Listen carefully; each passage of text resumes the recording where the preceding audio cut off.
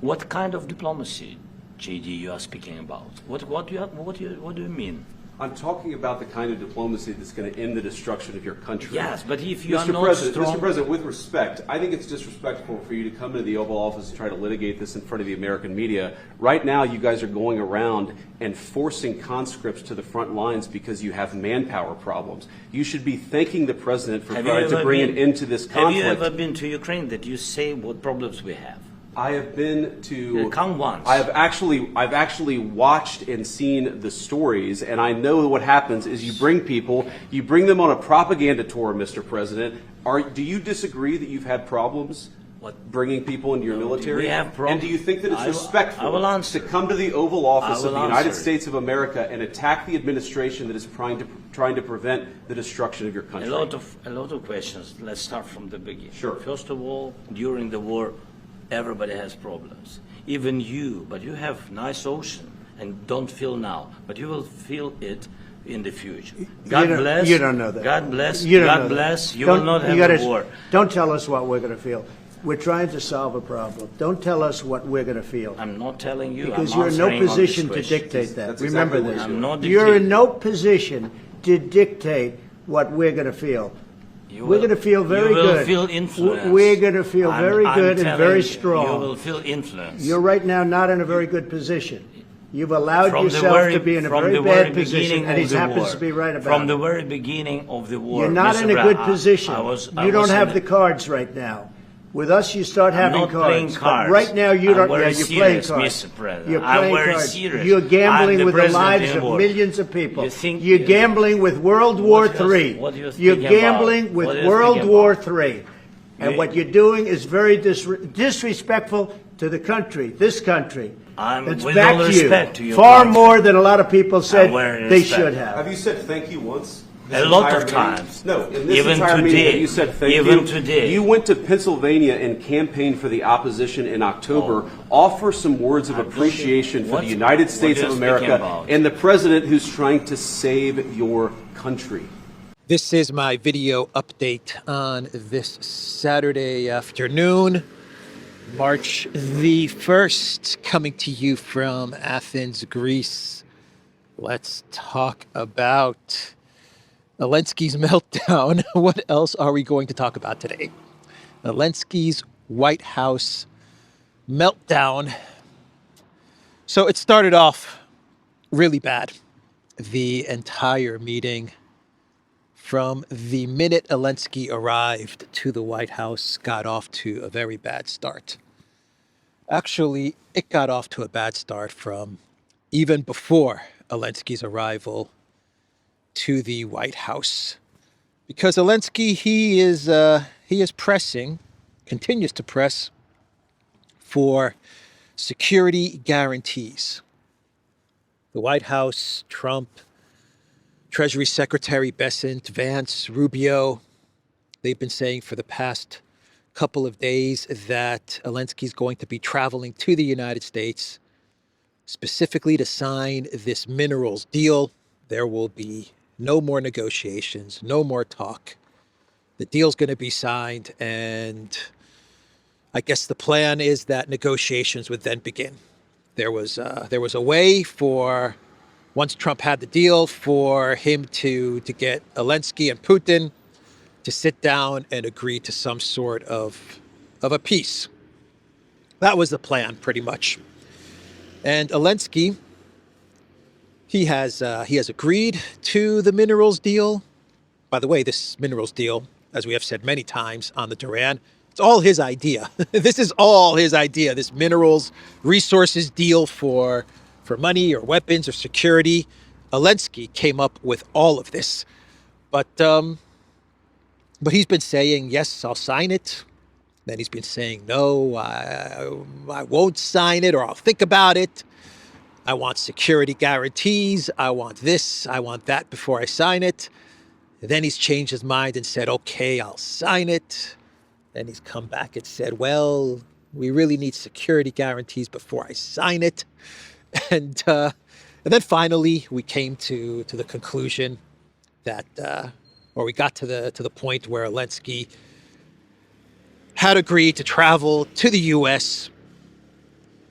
to sign this deal, it was going to be a happy day. It was going to be a big ceremony, a happy day where Elensky and Trump show unity and they sign this minerals deal, this 2-page minerals deal, and all is good, right? That was what was agreed on. And Zelensky arrives to the White House, not dressed in his usual green attire, but not wearing a suit. He was somewhere in the middle, somewhere in the middle, right? He wore this black track suit getup, kind of like a dark black attire, not a sports coat, maybe a collared shirt, no tie, definitely not a suit and tie, but not the green T-shirt either, not the green T-shirt and khaki pants, combat boots. Now, he came dressed kind of in the middle, and I don't think Trump liked it. I don't think Trump liked it. It would have been best if Elensky had worn a suit. Obviously, you're traveling to the White House, man. You're going to meet with the President of the United States and his entire staff, the Vice President of the United States, the Secretary of State, all of these high-level officials in the United States of America, the capital of the U.S., the White House.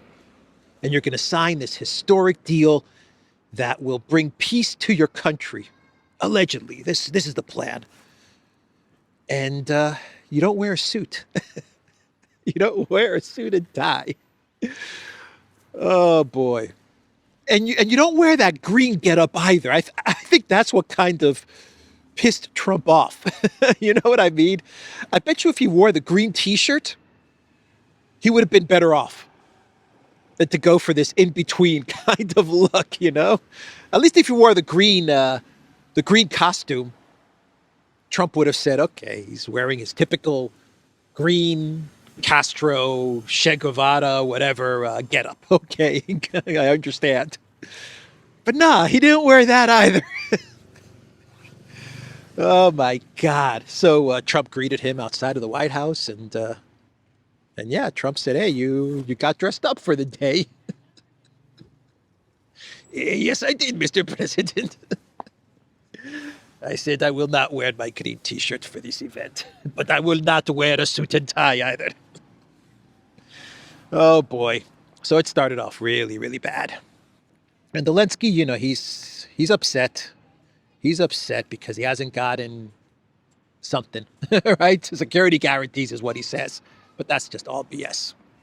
It's all BS. Because Elensky has received 35 plus security guarantees over the last 2 years. He has bilateral security guarantees with just about every country in the collective West and the United States. A security guarantee he signed with the United States, with Joe Biden, in Italy, and it's a 10-year security guarantee. And he has bilateral security guarantees with every country in Europe. UK, France, Poland, Germany, you name it. He has a bilateral security guarantee. So no one even understands what he talks about when he says security guarantees, or they do understand. You understand, I understand, I'm sure the Trump team understands, Russia definitely understands what he means when he says security guarantee. He wants the U.S. to put boots on the ground in Ukraine. That's what he wants. That's what France wants. That is what the UK wants. They want boots on the ground, U.S. boots on the ground. And Elensky would be better off if he would just say this. Be honest about it. Just say, look, we've lost this conflict. The only thing that can keep us in the game is if the U.S. military comes to Ukraine and fights the Russians on our behalf. I'm not saying that the US would tell him yes, or the Trump administration would say sure. They would not. They would definitely say no to this, but at least it's honest. Instead of this ridiculous game that's being played. So we get to the Oval Office. Everyone has seen the videos by now. I'm sure everyone has seen the videos by now. And the whole thing started off,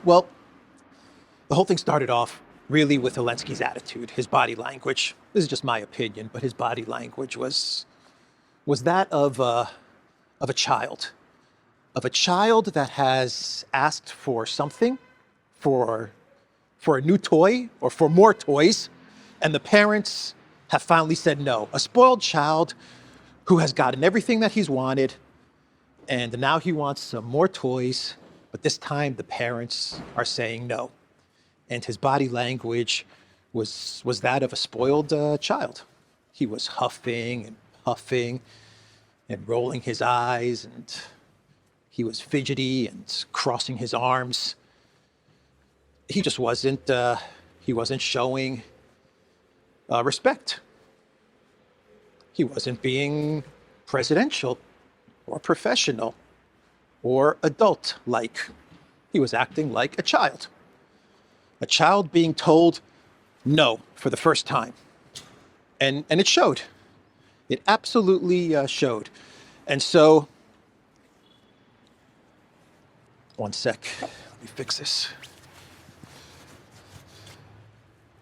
And so there was a moment in the conversation where J.D. Vance, the vice president of the U.S., started talking about how diplomacy is needed.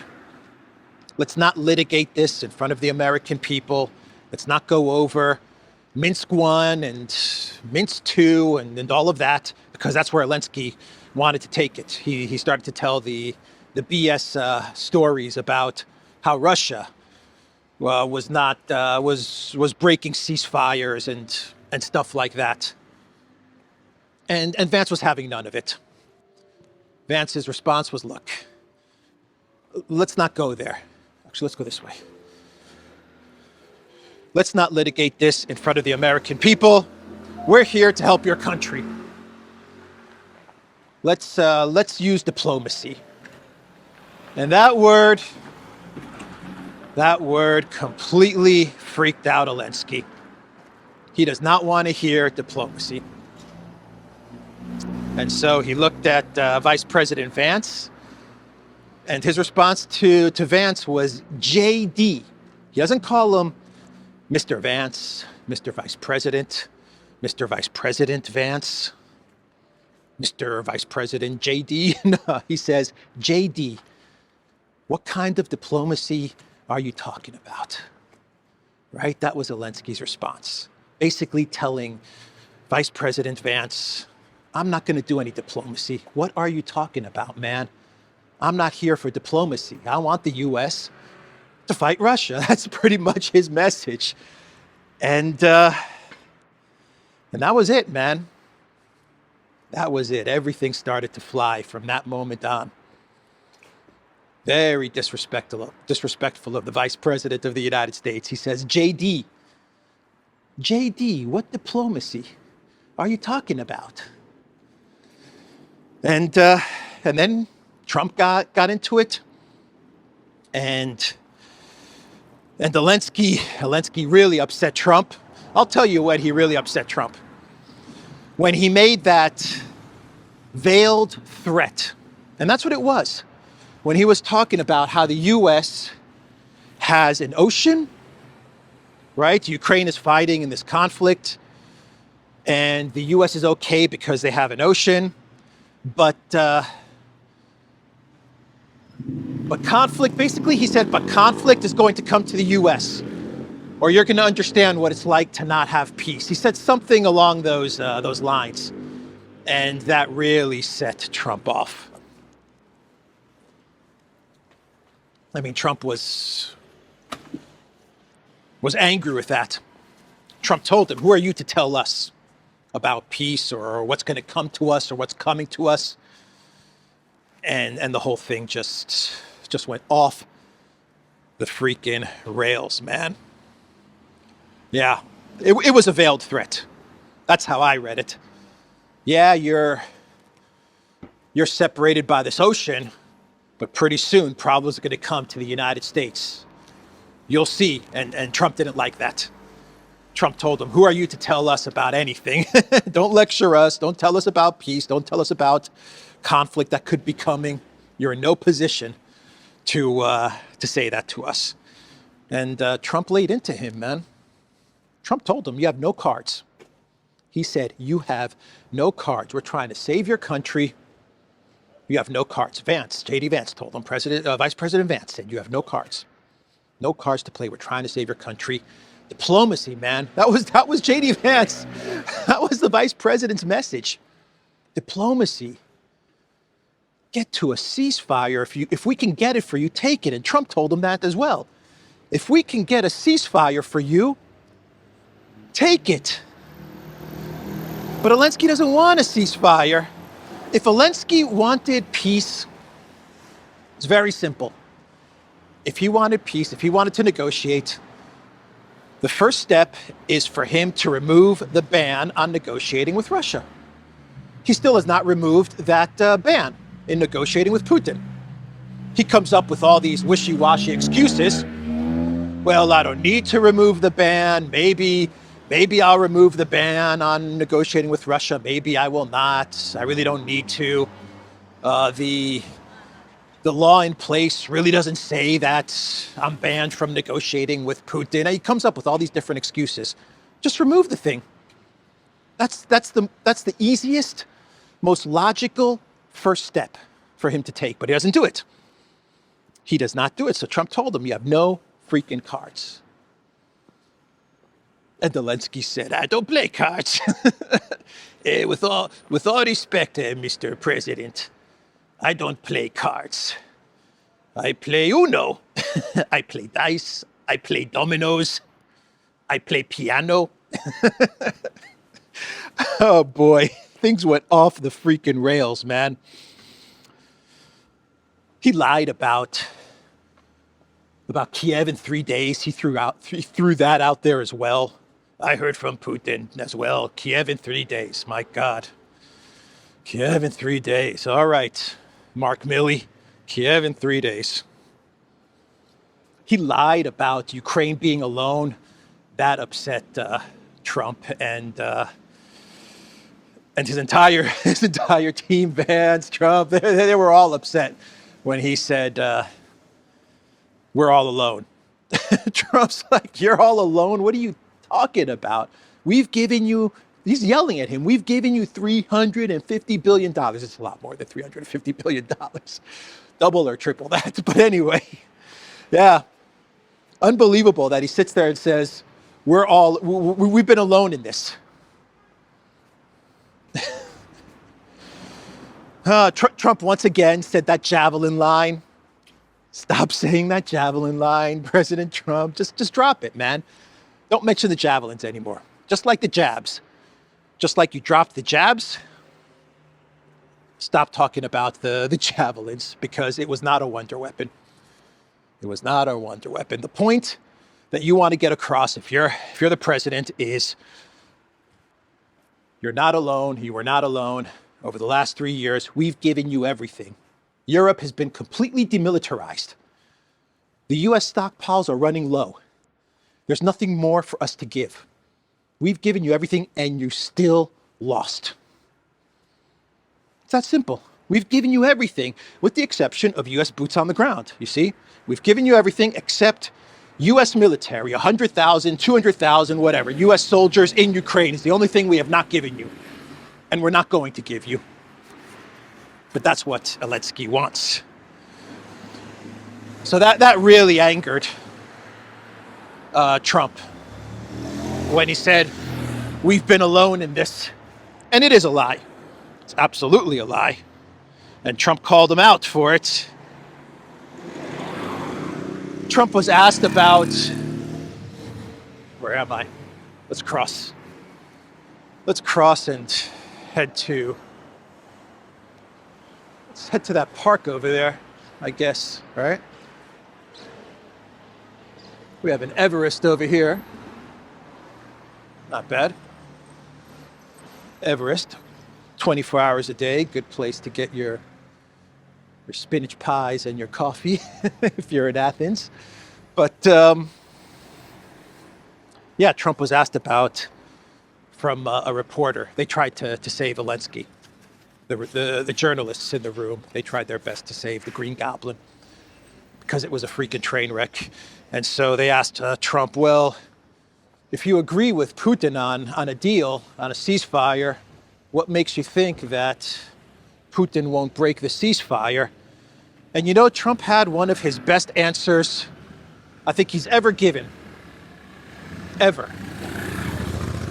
He said, look, what if a bomb drops on your head? Right? He's right. What if a bomb drops on your head? What are you talking about? What if Russia breaks a ceasefire? With Biden and Obama, they did not respect him. But with me, Putin respects me.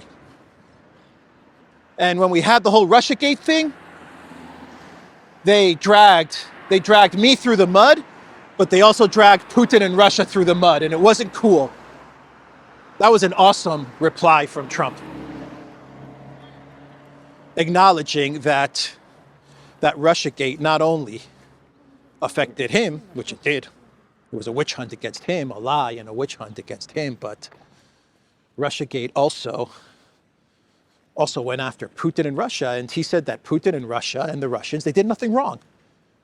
It was Hillary Clinton and Robbie Mook, and they made up this Russiagate thing in the 2016 campaign, and then they went after Putin and Russia, and they did nothing wrong, but Putin handled it.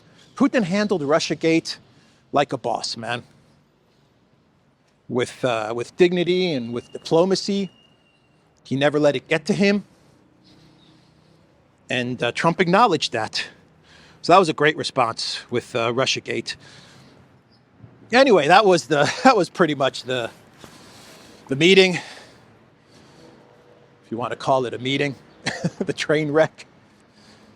The face of the Ukraine ambassador to Washington, who was sitting there watching all of this go down.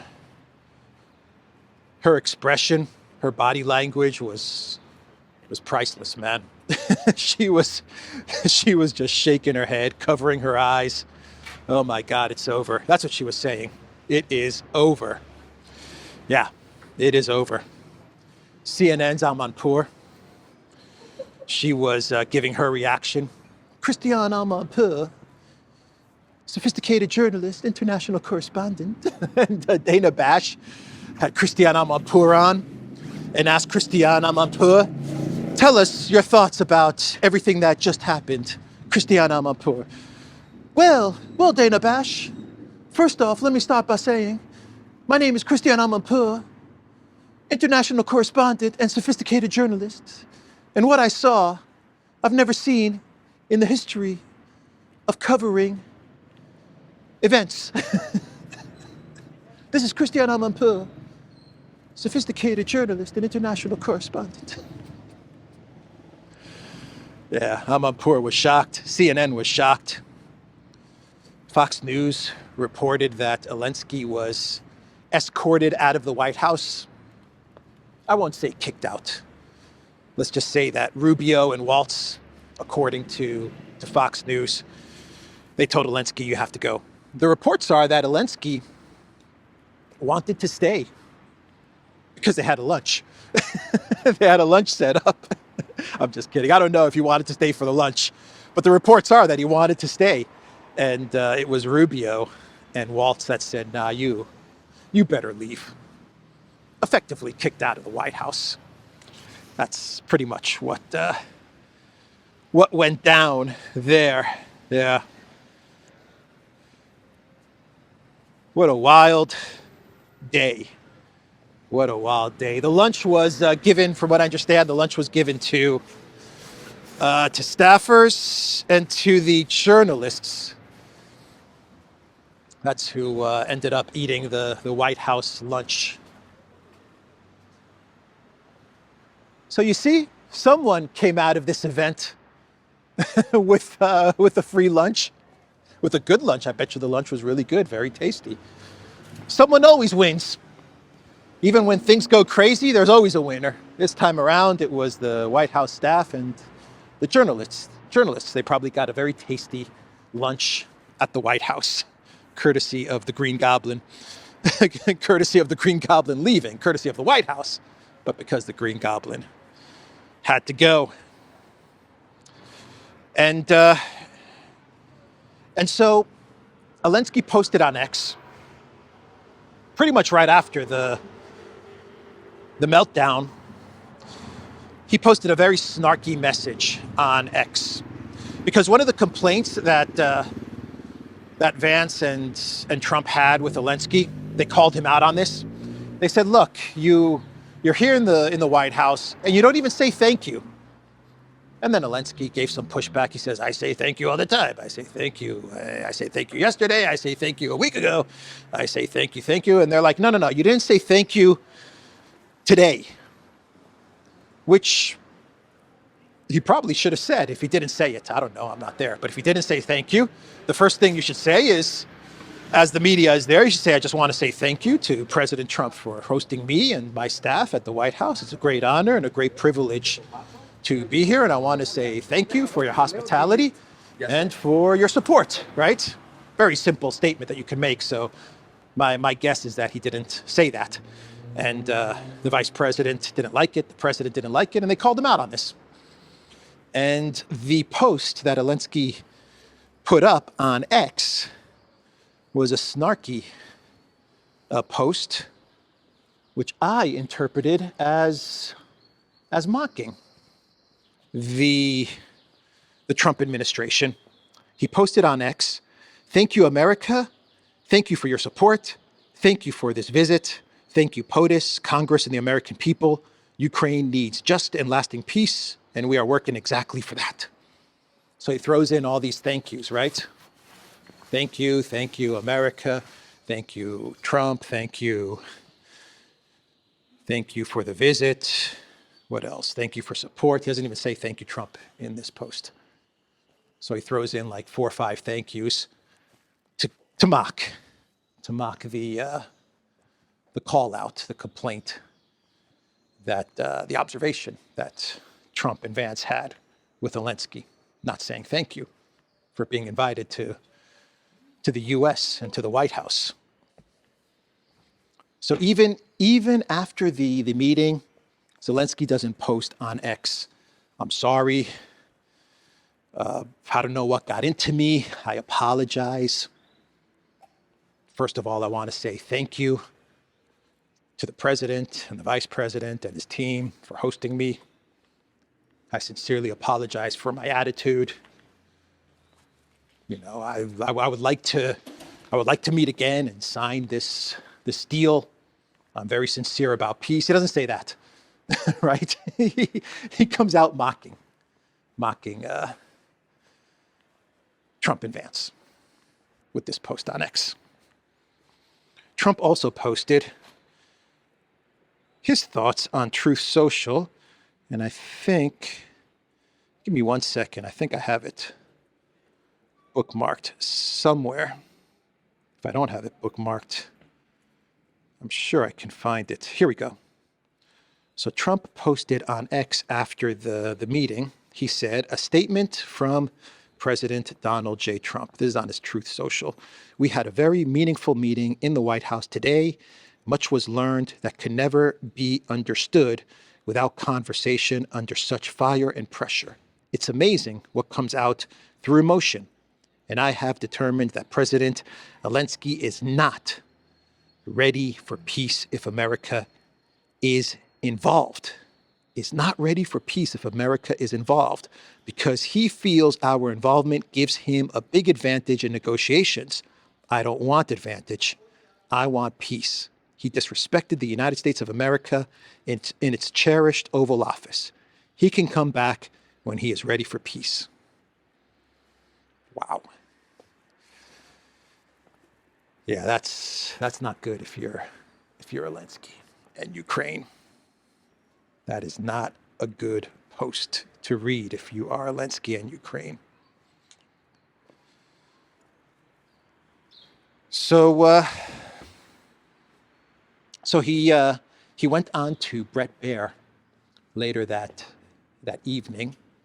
Actually, before he went on to Fox News and Bret Baier for a scheduled interview, Lindsey Graham was on Fox News. I think it was Fox News. And then he actually put out a statement in front of people, right? He went outside of his office and he actually gave a statement, so a prepared statement. And he pretty much said that he was ashamed of Elensky and that Elensky should resign. Either he should resign or he should apologize. He should try to make amends. But he said Elensky should resign. And Graham revealed, I think this is interesting. No one's talking about this either, but Graham revealed that he had conversations with Zelensky before the meeting. In other words, Graham prepped him. That's what I took away from Graham's statements, is that he talked with Zelensky, he prepped him on what to say, how to handle his meeting with Trump. And Graham said, look, I told Zelensky, don't talk about security guarantees, don't complain, don't whine, just go to the White House, say thank you, take some nice photos, sign the deal, and we'll talk about weapons and money and security guarantees and escalating with Russia later. That was pretty much the message that Graham put out there. But he messed up, right? Elensky completely dropped the ball, big time. And Graham basically said, I'm done with this guy. Graham is cutting him loose. He's cutting him loose. He said, I'm done with this guy. I tried. I tried my best. I tried my best to get World War III, but this guy's not going to deliver. Not that he doesn't want to. He's just too damn incompetent. He's too incompetent to start World War III with Russia. That's pretty much Graham's message. Oh, my God. So, yeah, he went on to Fox News and he spoke to Bret Baier, and he still would not apologize. And Bret Baier asked him point blank, will you apologize? Will you resign? He's like, and Zelensky's like, no, I will not apologize. I will not resign. And he says, I won't resign because this is not up to the American people. This is up to the Ukrainian people, and it has to happen through elections. Well, you refuse to have elections, man. I mean, come on. Zelensky's telling Bret Baier it's up to the Ukrainian people through elections. If I should be their president, you cancel elections.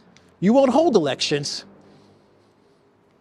So even afterwards, a couple of hours to calm down, to settle down, maybe to have your team consult with you a little bit before you go on to Fox, which you know the Trump team is going to be watching the interview. They're all going to be watching, maybe even the president himself. You could prepare your statement. You can call up Bret Baier and coordinate the Q&A. There's no doubt that Fox News supports the Green Goblin.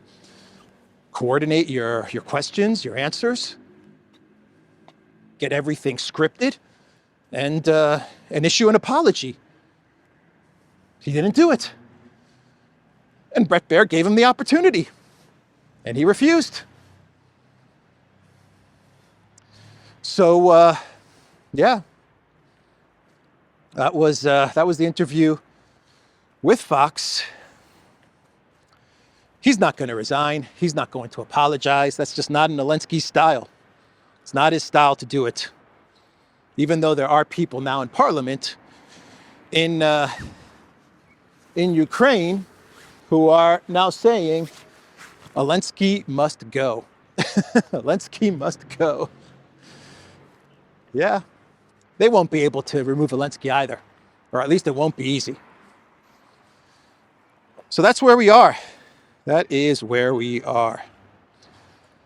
And I think can we talk some clown world, or is this all clown world? Is this all clown world? Oh man, let's do some clown worlds. And for the clown worlds, we have to talk about the Europeans. The Europeans, they take the clown world trophy for today, maybe for the whole year. I don't know.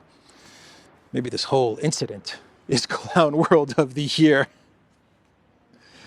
So the Europeans, they ended up taking Zelensky's side in all of this. No joke. The European Union, the countries of Europe, they are actually choosing Elensky over the United States of America. From Ursula von der Leyen, your dignity honors the bravery of the Ukrainian people. Be strong, be brave, be fearless. You are never alone, dear Elensky. We will continue working with you for a just and lasting peace. From Gitanas Nausėda, the Lithuanian guy, Ukraine, you'll never walk alone. From Donald Tusk, dear Elensky, dear Ukrainian friends, you are not alone. And from Annalena 360, Ukraine is not alone. Germany, together with our European allies, stands united alongside Ukraine and against the Russian aggression. Ukraine can build on unwavering support from Germany, Europe, and beyond. Their defense of democracy and their quest for peace and security is ours. And the message of "you are not alone, be strong" was echoed by just about all the leaders of Europe. The presidents, the prime ministers, the foreign ministers, the defense secretaries, they said pretty much the same thing in their message to Elensky, choosing Elensky over Trump, Ukraine over the United States. You are not alone. You are never alone. You will not walk alone. Be strong. Be strong, Zelensky. Be strong, Ukraine. You are not alone. I think the scriptwriters are Liverpool football fans, by the way. and the only countries in Europe that did not put out posts like the ones I just read are, of course, Hungary, Orban, Fico, Slovakia.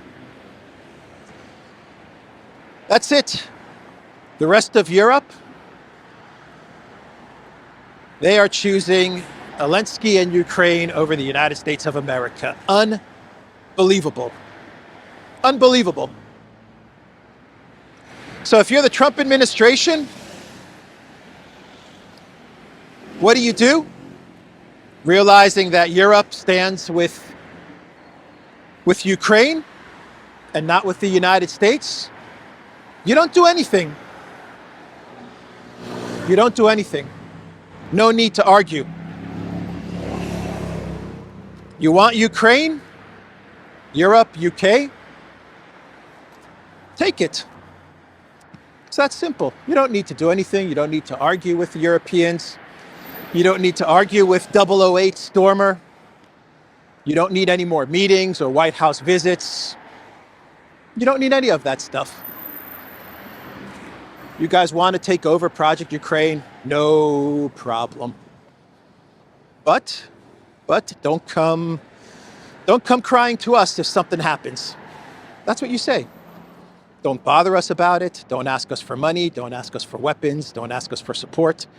You guys want to go to battle with Russia? No problem. But we're not going to bail you out if something happens. And they won't.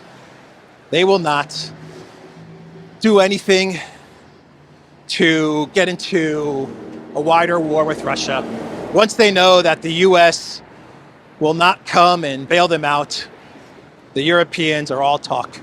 They will not do anything. The UK will not do anything without the backstop and support of the United States. It's that simple. So call their bluff. Basically what I'm saying is call their bluff. That's simple. That's what you do if you're the United States.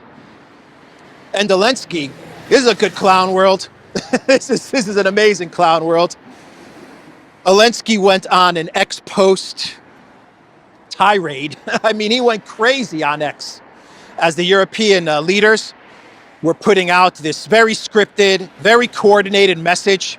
You are not alone. Be strong. Be strong. You are not alone. As they were posting all of this stuff, all of the EU leaders, 50 EU leaders, one at a time, very coordinated, posting this message. Elensky was replying to them. Every single one of them, he was saying, thank you for your support. Thank you for your support. Thank you for your support.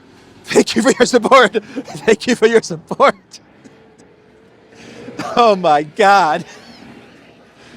Oh my God. What a meltdown on X. What a meltdown on X by the Europeans, by Elensky. I've never seen anything like it. I have never seen anything like it. The famous running man of Athens, Greece. Everybody, the famous running man. Made of glass.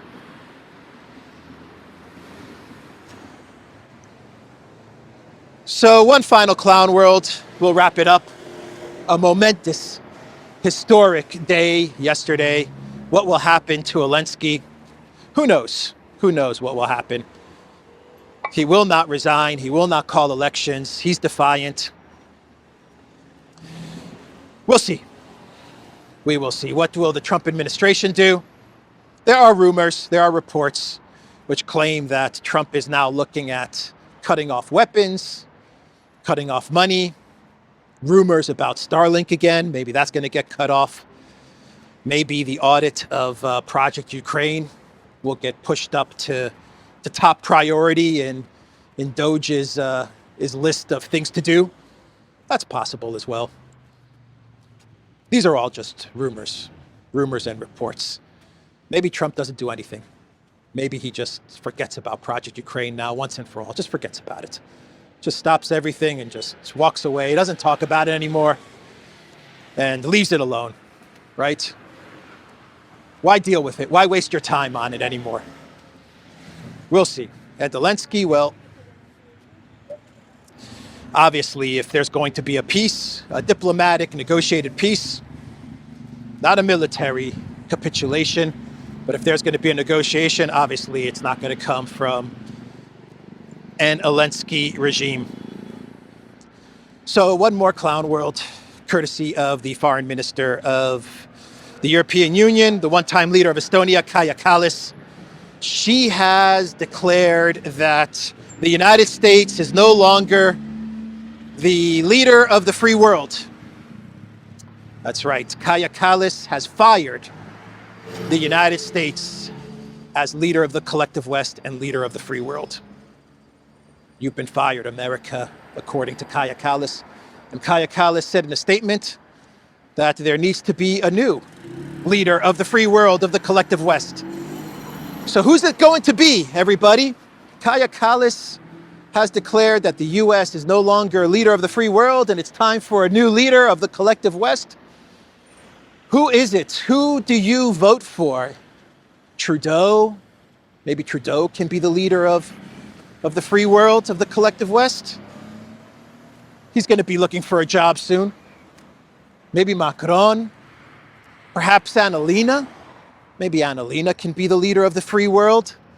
Maybe Kallas herself could be declared leader of the collective West. That's right. Kallas has fired America. Crazy times we live in, man. Crazy freaking times. Anyway, that's the video. What a day. What a day yesterday. TheDuran.locals.com. We are on Rumble, ODYSEE, BitChute, Telegram, Rockfin, and X. Go to the Duran shop. Pick up some merch like what I am wearing in this video update. Right here and right here. The link to the Duran shop is in the description box down below. Take care. Why don't you wear a suit? Why don't you wear a suit? You're at the highest level in this country's office and you refuse to wear a suit, just want to see if do you own a suit? You have problems. A lot of Americans have problems with you not Really? respecting I don't the have dignity of such. this office. I will wear a costume after this war will finish. Okay. Yes, maybe one. Maybe something like this. something like Yes, yours. sir. Yes. That'd be great. Maybe something better. I don't know. We will see. Maybe something cheaper than. Yeah. Thank you. Thank you. I have been to. Come once. I've actually watched and seen the stories, and I know what happens is you bring them